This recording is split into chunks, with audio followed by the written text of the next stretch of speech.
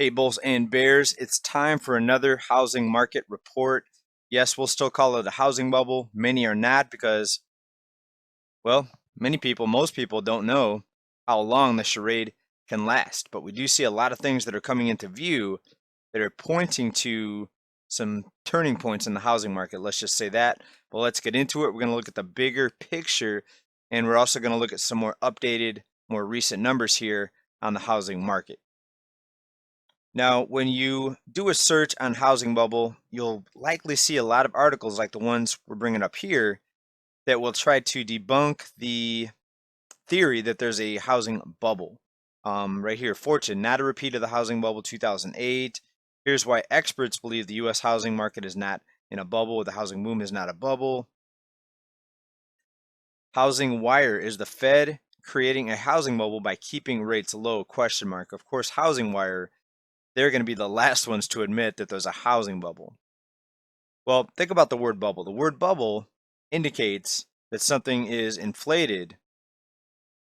Does it mean that there's going to be a pin to pop that bubble? Well, not necessarily. There may not be a pin, and balloons and bubbles can stay inflated for a very, very long time. And in fact, they can get bigger. Now, the theory is that at some point the bubble has to pop because the balloon can only hold so much air.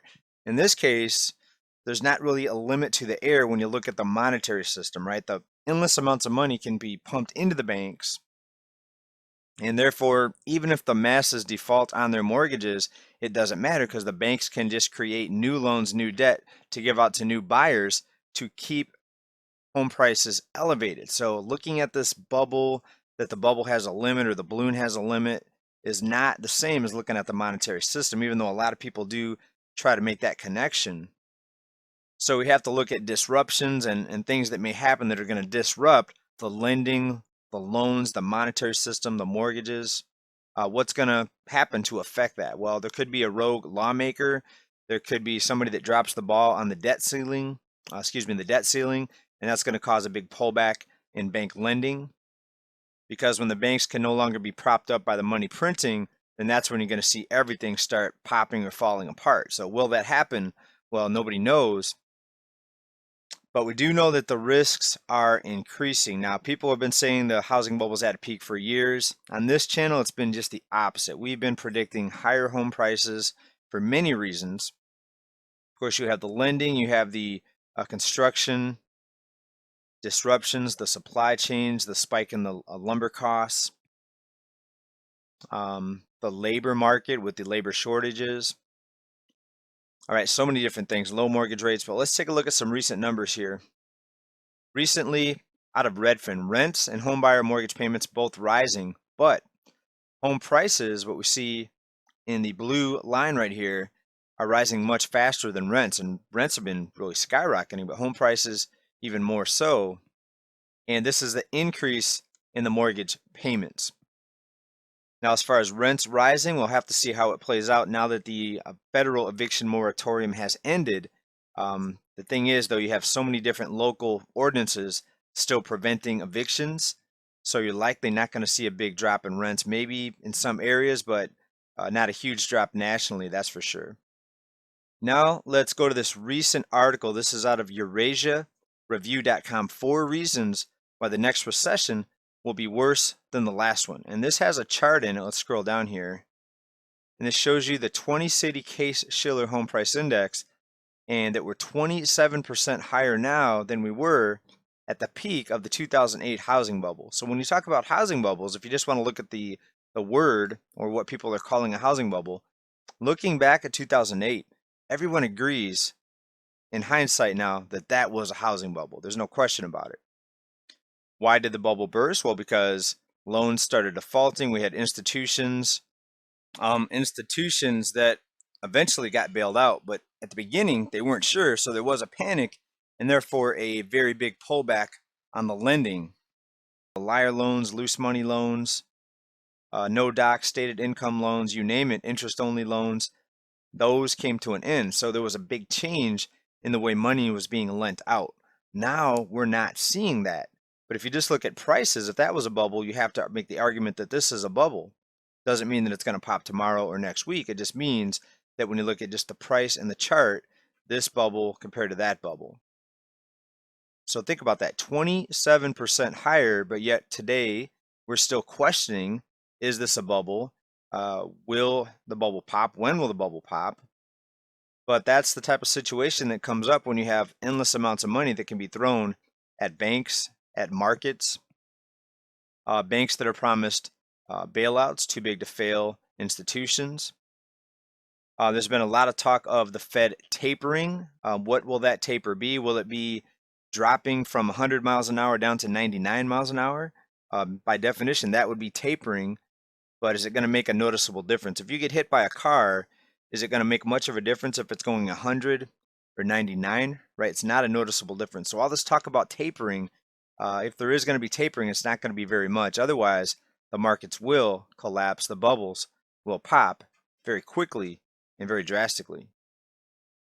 And ask yourself, if anyone, including this guy right here, Jay Powell, if Jay Powell wants this bubble popping or bursting on his watch, right? So it's a matter of hot potato almost when you look at it.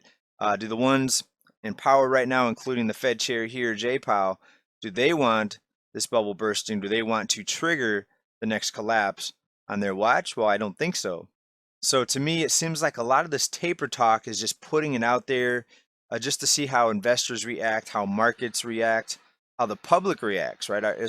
Are most people even paying attention to these things? I don't think most people are. Of course, people like myself and most of the viewers here on this channel, we are, but when you look at most of the population, I don't really think so. I don't think people are really concerned or even have an idea of what's really in play here with the housing market and with the economy in general. All right, next, let's look at just the total debt to GDP ratio. We're not going to spend much time on this because GDP is essentially a cooked number, a number that can be manipulated by just sending out stimulus checks, for example, and enabling consumers to spend money. But if you look at compared to 2008 financial crisis, you see we're way above where it was at that time. Also, if the average homeowner was doing so good and was so well off, why are we seeing the most equity being pulled out of people's homes since 2007, since right before the housing bubble? Over 1 million Americans took out $63 billion out of their homes earlier this year.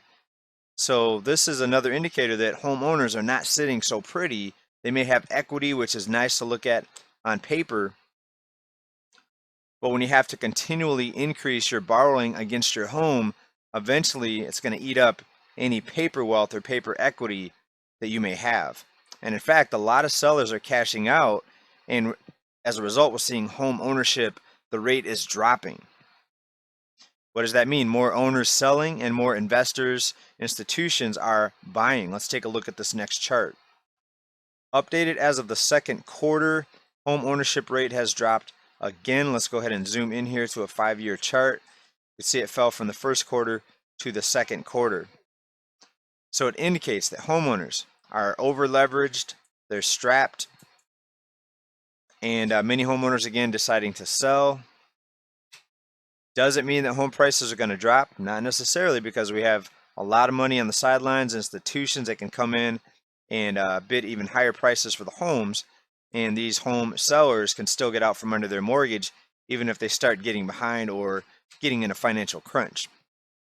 Okay, so don't get it mistaken. You know, this is a Ponzi scheme that's based on ever increasing amounts of debt. As soon as the credit markets pull back on the lending, mortgage rates rise, or combination of both.